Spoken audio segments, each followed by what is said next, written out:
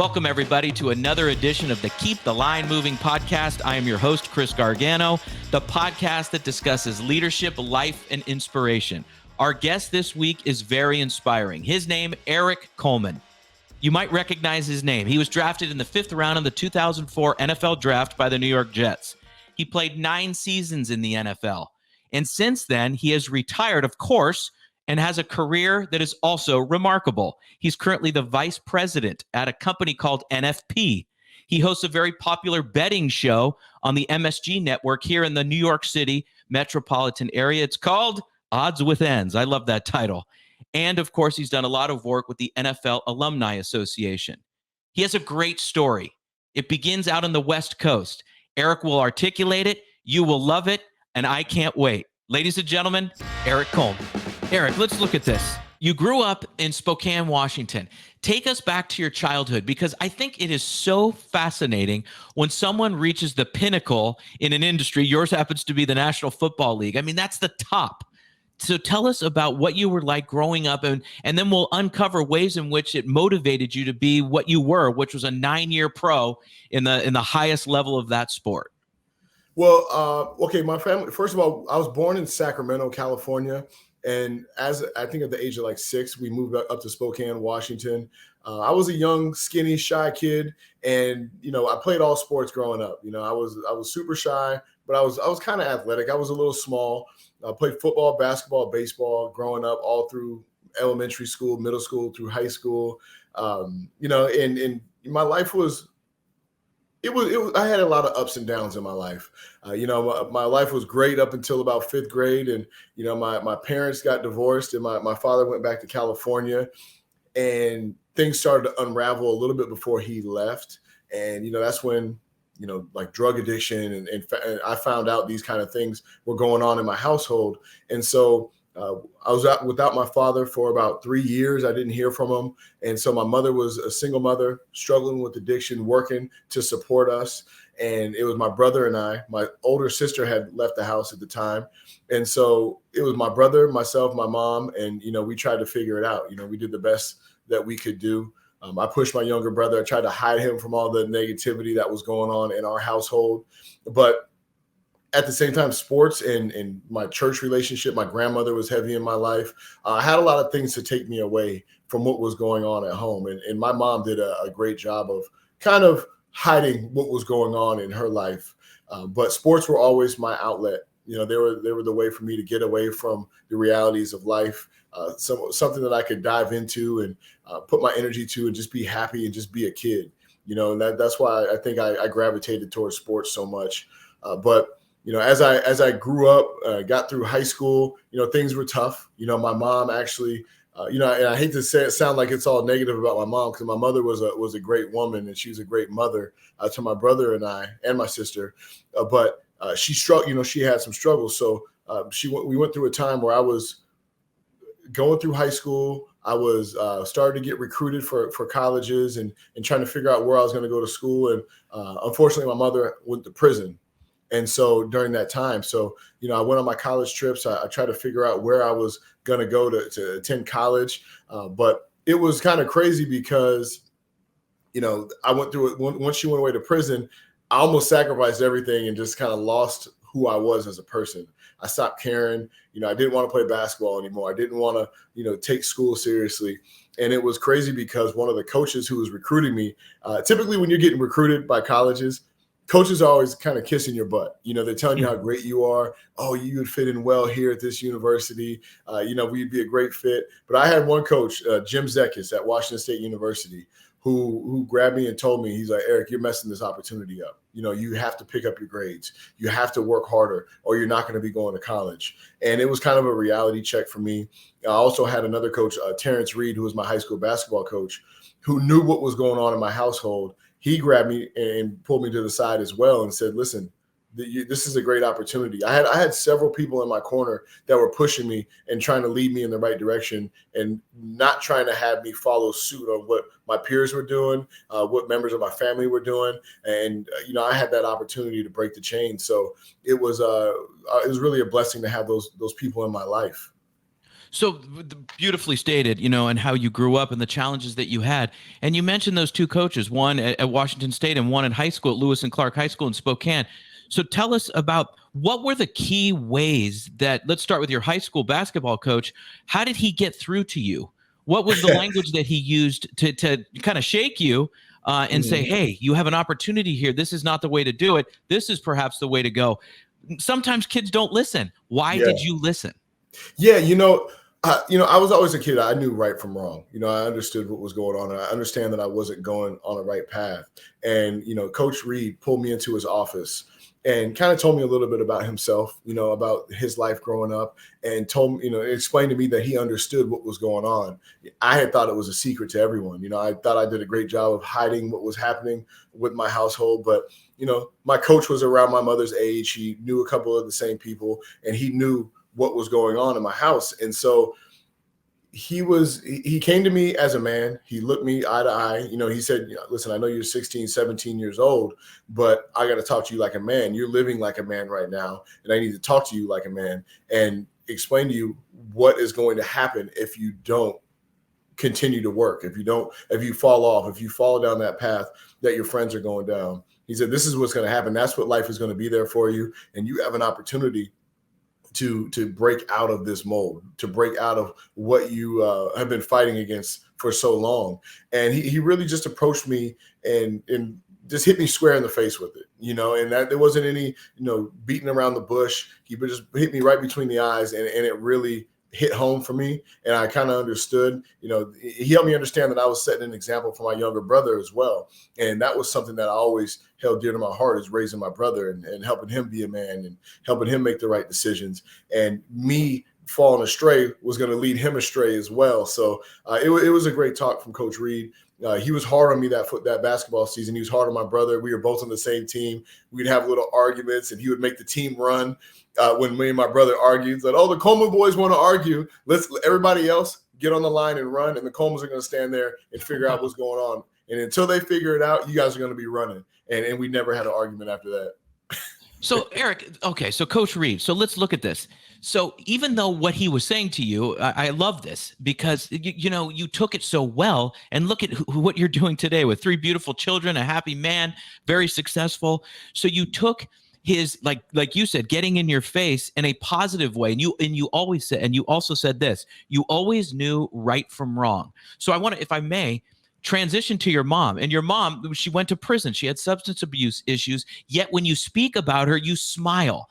Explain that complex relationship if you could, because this was all happening at the same time that Coach Reed was making the Coleman brothers fight, the other guys run, and your mom is, going through her issues. Yeah, well, my mother always had us in church. She always, preached the word of God to us, and God was at the forefront of our household. And, there were always, consequences for acting up. There were always rewards, when you did the right thing. And my mother did a great job of raising us. So with that being said, I knew that she had a problem, and I knew it was bigger than her. It wasn't something that she wanted to do. It was an addiction, and it had a hold of her, and she was just crying for help, but she had a ton of pressure on her shoulders, raising 2 boys by herself and trying to fight these demons at the same time. So, with my mother, I understood what she was going through, to my best extent, as a kid. But I was always in her corner. I was always there to help her. She was always there for me. She made so many sacrifices. A lot of the things that had her end up in jail were because of the sacrifice she was making to provide for us. And, so I understood that, and I didn't hold it against her. And my mother was she's very strong in her faith. And when she was in prison, she got stronger. She got clean in prison. She changed her life. She got out of prison. She got her associate's degree. She started working for the church. She's remarried. She's changed her life. And I'm super proud of my mother for fighting through that adversity. And, you look at those situations in life and what my mother must have been going through with the pressures of having children, having to provide, dealing with addiction. And at me now as a father, understanding the pressures of raising my kids, I can't help but smile and applaud her for what she fought through and the way that she raised my brother and I. Erik, you talk like a leader, you look like a leader, you sound like you just are this podcast is obviously in and around leadership.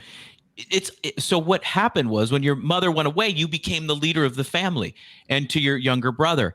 So you took this strength of character that you're displaying right now for the audience. You took this strength of character into Washington State, and now you're starting to put things together. Hey, I have a chance here. A chance being to be a great, at that time, Pac-10 athlete, and perhaps even take this further. Talk about that evolution and what you were like as a college student / athlete.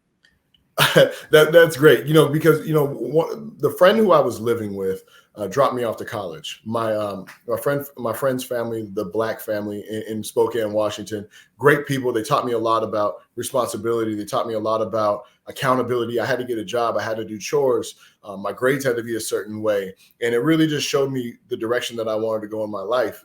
And when Mr. Black dropped me off in Pullman, Washington for college, I remember just thinking, I don't want to go back to Spokane to the same situation that I came from. So I have to do everything to change it. And as a true freshman in college, mostly all of my colleagues, me and another teammate of mine, Jason David, we didn't redshirt, but everyone else redshirted, meaning you practice, you go to practice, you prepare like you're playing in the season, but you're not playing in any games. It gives you an opportunity to acclimate to college, to handle your book situation, to handle your schoolwork, while figuring out how to work out being an athlete. Well, Jason, myself, and another guy, Aaron Wagner, we all three of us did not redshirt. We were ready to play. They thought we were mature enough to play. And what separated myself from the rest of the guys, I believe, was I came to college with the mindset of I'm here for a reason. And my reason here is to get a degree and to be the best football player I can be. So while everyone else was partying and hanging out, I was in the film room studying. I was in the coach's office asking questions. I was getting an understanding of my responsibilities on the football field so that I could be the best version of myself. Because there's a saying that one of my coaches told me, if you don't know, you can't go. So it's kind of like, if I didn't know what I had to do as a football player, then I couldn't show my talents. And I took it seriously, and I was able to play as a true freshman, and that really separated me from the rest of the guys. And it was what I went through in high school. It was what I went through growing up that developed me into that person that was always going to take things serious and really marvel at every opportunity. So your path was natural for you. So the motivation and understanding and learning that you did growing up, that path of being in the film room and doing what was right to be rewarded in essence by playing as a true freshman, that was the path. So when you saw your guys go to the fraternity parties or go out and do all this, that even probably never crossed your mind if you were on this path, correct? Absolutely. I did my fair share of hanging out. I had my college experiences, but I always made sure that I was accountable. I was up early. I was there first. I was finishing first on sprints. I was working as hard as I could to push myself, just because I always had in the back of my mind, I knew what was waiting for me back home. And I saw there were kids that dropped out of college. They couldn't handle it. They got homesick. Maybe their grades weren't good enough and they were out. And it was like, there's no way I'm going back. It would be a shame if God put me through all these adversities, all these things, all these ups and downs, and gave me the opportunity to go to college and me squander it away. And so I really took pride in that opportunity, and I'm thankful I did. So you played obviously very well at Washington State. So that freshman year became sophomore, junior, senior, and then you get drafted in 2004 by the New York Jets in the 5th round. What was that day like? Was that a culmination? Now, Erik, there's some people, you look at Tom Brady's legendary story when he walked around the block and he was very upset, and then he wrote the other things that he would do with his life: an accountant, work in finance, this, that, and he still has that piece of paper. What was your draft day experience like? The 5th round, you're rocking, you're rolling. You have a foundational element to be in the NFL. Tell us about that. Tell us what it was like. Man, Chris, it was a really special day for me. When I was getting drafted, the way that the draft was set up was rounds 1 through 3 were on Saturday, and rounds 4 through 7 were on Sunday.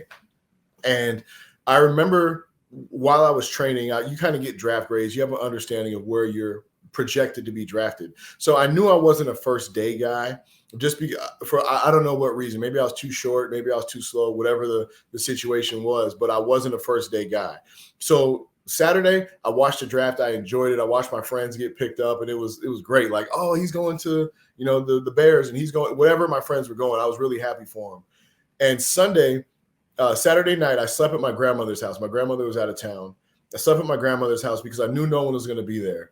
And I knew I wanted to be by myself in that time. And I was like, please, God, let my wake up be a phone call from a team telling me I'm drafted by this team. And I didn't wake up to a phone call. And I was there by myself, and I went downstairs and I started watching the draft. Now, my mom was having a big party at her house. All my family was over there, and I wanted nothing to do with it because I'm like, if they're throwing a party over there hanging out, if I don't get drafted, this is going to be the worst day ever. And so I was at my grandmother's watching round 4. I'm watching people get picked, and now I'm starting to be like, okay, this is around the time I'm supposed to get picked. I'm seeing players who I was rated next to get drafted. When is my turn? And round 4 ends. After round 4 ends, it was on ESPN. The draft switched from ESPN to ESPN2. And so at my grandmother's house, she didn't have ESPN2. So I'm just in the blind now. So it's round 5 starts, and I'm just sitting there on the couch, just like going through all these emotions. I'm like, man, am I going to get drafted? I'm praying, I'm crying because I'm just getting emotional. I went outside, I went for a walk. I called my agent and like, man, is this going to happen? Am I going to get picked? And I finally come back into the house and I sit on the couch and I'm just sitting there, just twiddling my thumb, just wondering what's going to happen. There was no Twitter. There was no, the internet wasn't really big in 2004. So there's nothing I could really look at. All of a sudden my phone starts ringing and it was this number. It said 516. And I was like, I've never heard of 516. What is this? I'm like, hello. And it was someone from the New York Jets. And he said, this is so-and-so from the New York Jets. Would you like to be a New York Jet? And I was like, hell yeah, I want to be a Jet. Like, I would love that. I had never been east of Texas before in my life, but I was like, New York City, I could do that. Like, that'll be fun. And I remember as I was on the phone with them on the cell phone, I grabbed my grandmother's house phone and I called my mom's phone. And he's talking to me. He's like, yeah, if the Falcons don't pick you with this pick, you're going to be a Jet. And so he's like, congratulations, you're a New York Jet. I'm like, thank you so much. Thank you. And I'll call my mom on the other phone. And I don't say anything, but I'm talking to this guy. And I guess there was a delay on the television, but like about 20 seconds later, I hear this big roar at my house, like, ah, I had got drafted. And it was a really cool moment. I hung up with both people. I drove up to my mom's house, which was like a half a mile away. And I pulled up in the parking lot. Everyone runs outside. And it just like mobbed the car, and it was emotional. I just cried. I cried with my mom. You think about all the ups and downs that you've been through in your life, and all the work that was put in to get to this point, all the sacrifices that you had to make, all the people who helped you get there, and it was just such a special moment to share with my family. We had a big barbecue, and it was a great start. I'll tell you what, that's a tremendous story. It brought me joy. You're a very good storyteller, my friend. I felt like I was there. I bet the next day you were out running sprints. Oh, yeah. I was getting ready. So, no, and I have to bring this up to you. So I've had the good fortune of being in and around professional sports for 32 years, my whole career. And, people think it's just this incredible talent that these athletes have. And that's obviously true. Mm-hmm. But you fit into the category of the people that I've really gravitated towards, the athletes I've gravitated towards over the years. You have this mental makeup and high character that is coupled with your talent on the field. You are a great defensive back, and, but it's not just that. That's not what I think of respectfully when I think of you. It's the high character and the ability to overcome adversity, like you're talking to us today. And it's amazing the next level that you bring to the world, Erik. And that story and overcoming adversity, I just want to continue talking. I just had to say that to you. I always do this with the guests. I just get overwhelmed with appreciation and gratitude of the friendships and connections that I have with you. So let's talk about it. You go to the Jets, set the stage. You have OTAs, and they were prevalent back then. It's not that long ago. Yeah. You're not old like me. So you got OTAs, the rookie camp and all that. And then you start to, get in with the vets and then the coach. So tell us about the first, experiences as a Jet. My first experiences as a Jet were fun. You get there, and I remember all the rookies were training together. We were lifting weights, running around, and we had a strength coach named John Lott. He's a famous guy. He did the combine bench press for a long time. He's awesome, awesome guy. He pulled all the rookies to the side. and the vets start training on the field. So we're now like seeing the veterans there. And he pulls all the rookies to the side and he's like, listen, none of you have a guaranteed spot on this team except for him. And he points to Jonathan Vilma. Like, the reason he's guaranteed this year, because he was drafted number 12 overall. He said, everybody else, all of you guys can get cut and this team will be fine. He's like, most of you are not going to make this team. And I remember like, man, am I going to make – I thought I got drafted. I thought that meant I make the team. Sure. And he's like, that's not how it works. And I'm like, okay, well, let's get to work. And then I remember we went into the locker room and the vets were in there like showering. I guess they worked out in groups. And I remember walking in and there were some linebackers in there. There's a guy, Victor Hobson was there, like Eric Barton, Sam Coward. All these guys were standing there and they were getting dressed and they had their shirts off. And I remember being like, whoa, like, when am I going to get those muscles? Because those guys are huge. They had beards, they had muscles. And I was like, man, these are grown men in here. And so we get into the OTAs and things like that. And I'm the same thing as I went to Washington State. I'm diving into my book because if I don't know what I'm doing, I can't show my talents. I'll be a step behind. I don't want coaches yelling at me. So I just dove in my book. I studied everything. I understood my communication. And, I remember during my first training camp, it was the first day of training camp. We were out there and it was like, okay, now we're out here practicing. And I remember watching practice. I'm like, man, these guys move fast. And I was on like the third team. All of a sudden, the second day of camp, one of the starting safeties gets a strained calf and he's out. And the defensive coordinator is like, 2-6, get in there. And I was like, me? Like, I'm on third string. I'm a rookie. He's like, get your ass. He's like, he yelled at me, get in there. Right. So I run in and I remember breaking the huddle and the offense came out. They broke their huddle. It was Chad Pennington at quarterback, Wayne Corbett, Curtis Martin, Anthony Beck, Santana Moss. These guys break the huddle so fast, and then they shifted, and then they motioned, and I just stood there like with my eyes wide open. And the coach just starts blowing the whistle. He's like, 2-6, you got to say something. And I'm like, it was so fast, I couldn't get my checks. I'm the guy who has to make all the adjustments for everyone. So for all those big linebackers, all the other defensive backs, I have to make the adjustments. I have to communicate.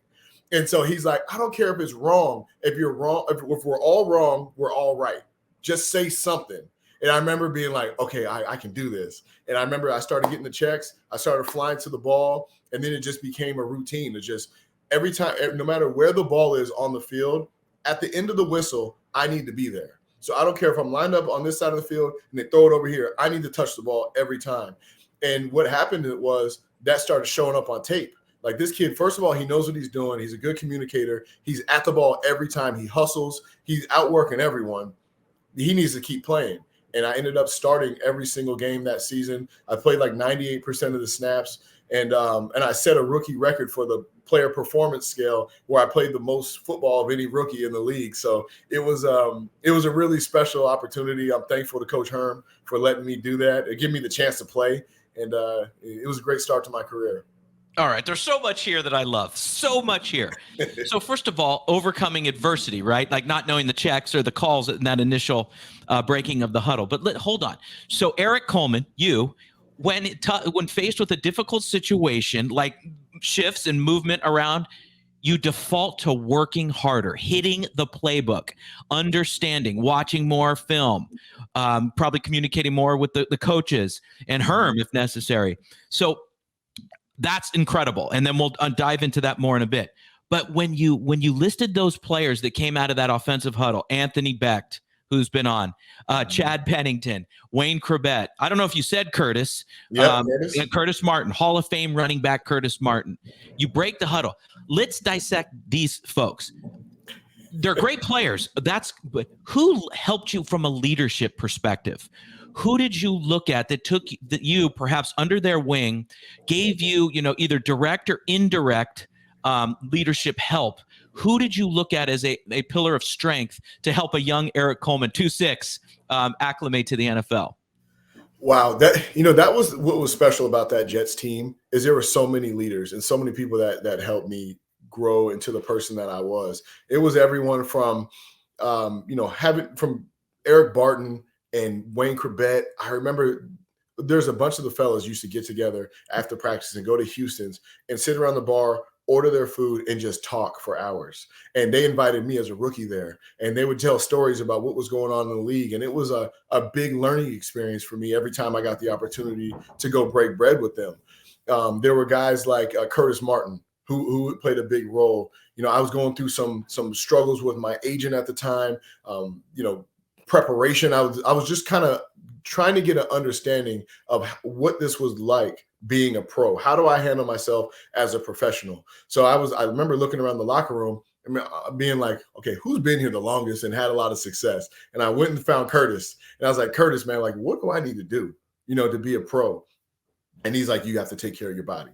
Your body is your business. So what you put in your body is what you get out of it. You have to make sure you see the chiropractor, make sure you get massages, make sure you're eating the right food, make sure you're staying hydrated, all these things to make sure that my body was performing at the highest level. Also there was a chance where I had to fire someone.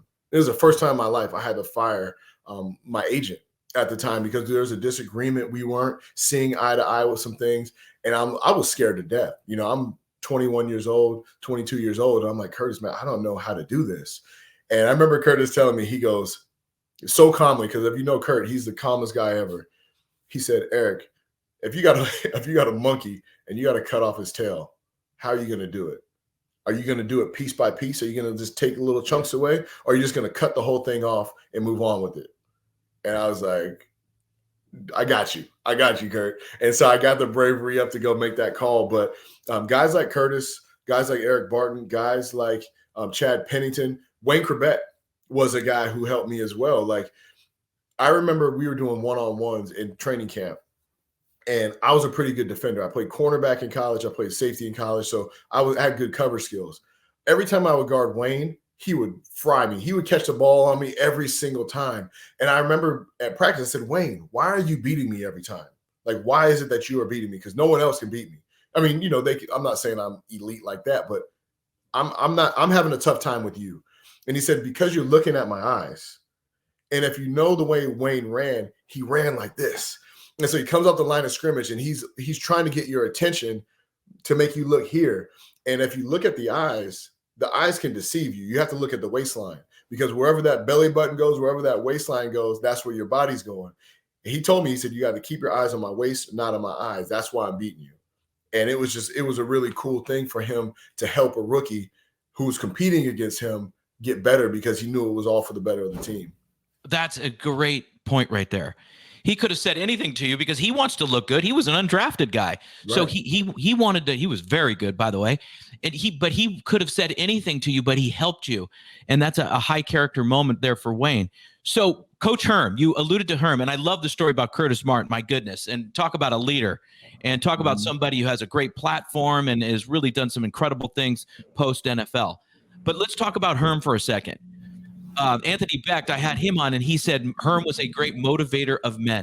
Tell me about Herm and his influence on you as a young pro. Give us a little anecdote or something that you'd like to share about Herm's leadership style, who did very well with the Jets, very well with Kansas City, and now, of course, a broadcaster again. Oh man, Coach Herm is probably my favorite coach I've ever had, and it's because of what Anthony Becht alluded to. Coach Herm was more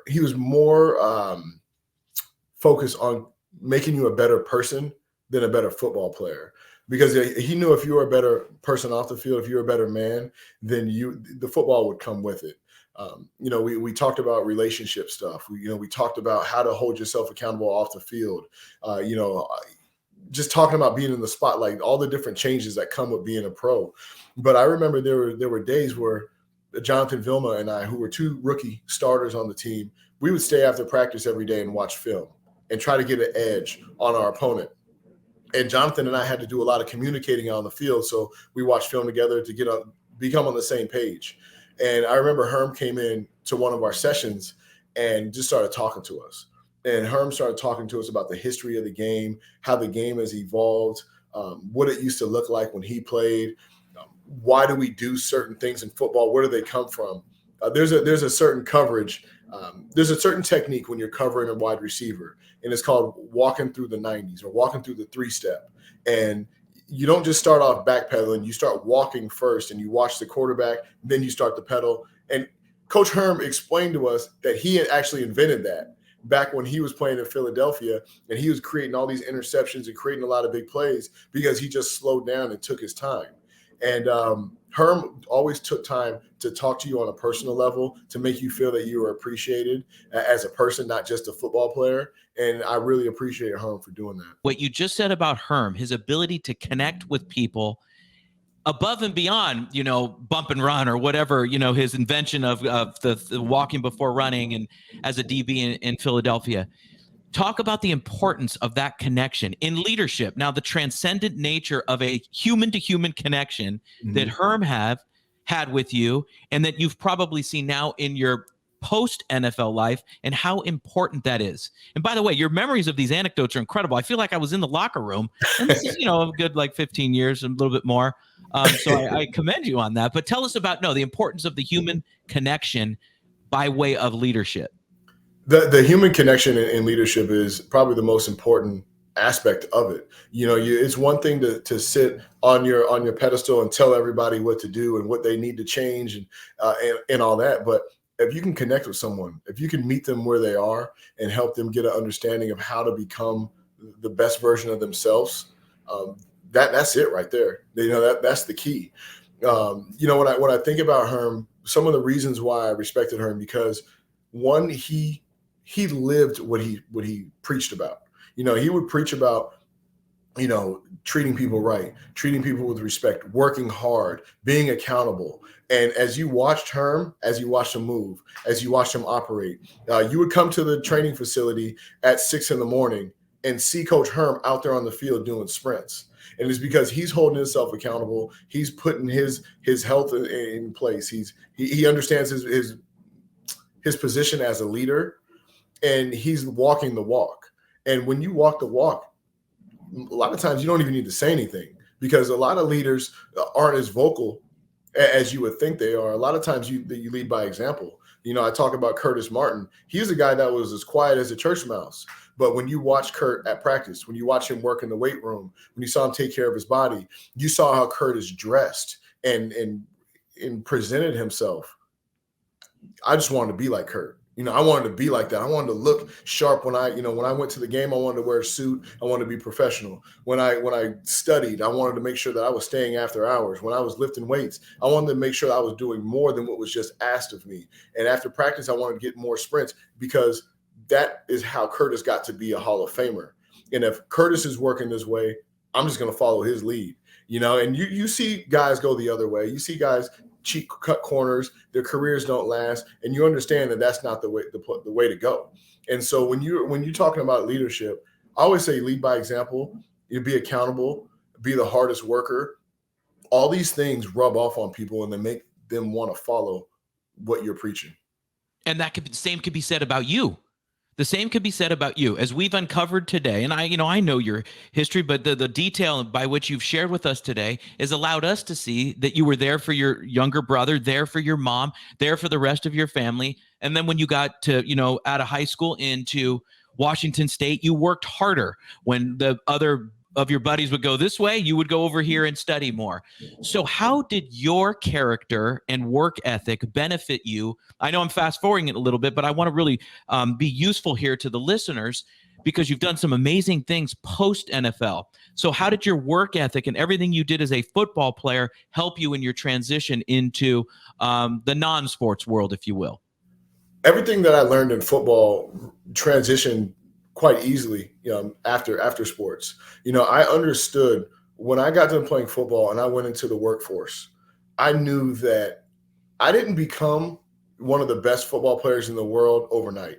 I had to outwork everyone to become the best at what I was doing. And when I'm off the field, that doesn't change. I'm in corporate insurance right now. I work hard. I call people, I'm gonna hold myself accountable. I use all the same aspects of life that I did in sports, post football, in broadcasting. I'm a hard worker. I'm always studying. I'm making sure that I'm prepared so that I'm confident when I'm talking out in front of a camera. I understand what I'm speaking about. I'm on time. I'm outworking people. Before I got this opportunity to host these shows and to work for the Jets, I was calling news networks, asking if I can come talk about sports. I was going for free. I was driving 2 hours from my house on Long Island into the city to cover sports at 11 o'clock at night. I was doing all these things for free to lay the groundwork because I knew that other people who were in broadcasting, they had been doing this for years. I'm a rookie. I've not been doing this. I need to earn my keep. I need to get my reps up. I need to get better at my craft. And the only way that I'm going to get better is by practicing, is by going out and getting after it. No one's just going to give you an opportunity. So those are things that I learned from sports that transition into my everyday life. And so far it's been pretty good, but I know I have a lot more work to do. So when you got to the NFL, you listed all those wonderful players that broke the huddle in that first practice with the Jets. And then you talked about Herm as being big influences, obviously Curtis. So who have been influences to you that you've modeled yourself in the broadcasting world or the insurance world or banking that you've, been part of since you retired from the NFL? How are they conducting themselves, and what lessons have you learned in the corporate space, if you will? Oh, that's a great one, Chris. So there was a teammate of mine. I finished my career in Detroit, and I played with a guy named Nate Burleson. And Nate and I were always close because we're both from the state of Washington. We knew each other like going through college, and we know a lot of the same people. And so Nate and I have always been close. And I remember in Detroit, Nate, in the offseason, he joined the broadcast boot camp. He went to this NFL school to learn broadcasting. And I would see Nate on the local networks doing news. I would see Nate putting in the work. And after football was over, I saw him work his way up. He was doing small gigs here. He was putting in the work. He was showing his personality. Then he got more opportunities, and then he just continued to ascend. And now, I mean, you see Nate on Good Morning America. He's grown. He's outgrown just football. He's more than just a football broadcaster, and it's because he outworks everyone. And the same thing was said for Michael Strahan. Michael Strahan is a friend of mine as well, and he took me to lunch one day, and I was talking to him, and he said, "Erik, people just look at me and say, oh, Michael Strahan, the host of all these shows and, the successful broadcaster. But no one remembers when I was calling the Travel Channel. I was doing small shows in the Travel Channel. I was doing game shows on these small networks. I was just continuing to work, and I didn't care what people thought of me. I just knew I had to get better." And so Nate, Michael Strahan, these are guys that I've watched grow from playing football to having successful careers and becoming superstars in life. I've been blessed to have some great mentors, some great people to watch, and hopefully I can be one of those for someone else one day. So talk about, please, if you could, the importance of being a continuous learner as a leader and somebody just in any industry always wanting to get better and working hard. Yeah, Chris, I had some great coaches, and coaches always have these terms, right? And there was one of my strength coaches said, if you're not getting better, you're getting worse. And so if you're not continuing to grow, if you're not continuing to develop your mind, mentally, if you're not always striving to be better, then you're falling back. You're taking steps backwards, and that's really been important, and that always stays in my mind. I'm a very competitive person, and by playing in the NFL, there's always someone behind you trying to take your job. And so it naturally creates this drive in me to never be comfortable. There's another saying from a coach was, success doesn't breed success. Success breeds complacency. And a lot of times when people are successful, they relax. But that's the time where you need to hit the gas even harder to continue with that if you want to continue to be successful. So, I've had a lot of good people in my life that have set the examples and set the way to make it happen. And there are so many goals that I would love to achieve that there's no way I'm going to stop right now. And so that's really what keeps me motivated. Last question. You can't give us that tease right there and not tell us what some of the goals are. Are you comfortable telling us? What do you want to do? Where do you want to go? What are the things you want to accomplish? You're a young guy. What do you think? Yeah, I mean, there are a lot of goals that I have, and I'm not one to put a cap on anything that I do. Right now, I'm broadcasting in New York. I would love to broadcast nationally. I would love to follow the footsteps of a Nate Burleson or a Michael Strahan and go above and beyond just sports, show my personality doing other things. But, I know there's a lot of work to be done, and I'm putting in the work, and I'm going to continue to strive and try to be the best version of myself that I can be. Business wise, I would like to, continue to grow in that sense as well. I want the best for my children. I want the best for my wife. They've sacrificed a lot for me to have the opportunity to work and to have these opportunities. So, I just want the world for my family. So I don't see myself stopping anytime soon. Nor do I, my friend. Erik, this has been unbelievable. I've enjoyed the heck out of it. So many pearls of wisdom. Thank you. Thank you very much. Thank you so much, Chris. And, you're an amazing friend and you're one of those mentors. You're one of those people that I watch from behind that maybe you don't know that I'm watching, but, there are a lot of people watching your moves. So keep up the great work. And thanks for having me. You bet. Thank you. And we thank Erik very much. What a great conversation that was. Look at all the takeaways that we have. Erik learned his entire life leading up to where he is right now, from his mom, from his coaches during his youth, to those players on the Jets that took him under their wing. Erik was always in constant get better mode and learn. And that is what a great leader does. And look what Erik has accomplished in his life. I really, again, enjoyed him as a guest on Keep the Line Moving. We'll have a great guest for you next week as well, everybody. We would appreciate it if you subscribed and hit the like button. We would love it. Thank you very much for being with us. For our podcast producer, Paul Salazar, I am Chris Gargano. We will see you next time. Have a great week, everyone. We thank you for listening to Keep the Line Moving. We would love it if you subscribed or left a review. For more podcast episodes, check out our YouTube page. If you'd like to work with the Gargano Leadership Group, check out our website. This has been a GLG production, copyright 2023. For our podcast producer, Paul Salazar, and our marketing coordinator, Savin Narwal. Have a great week, everyone.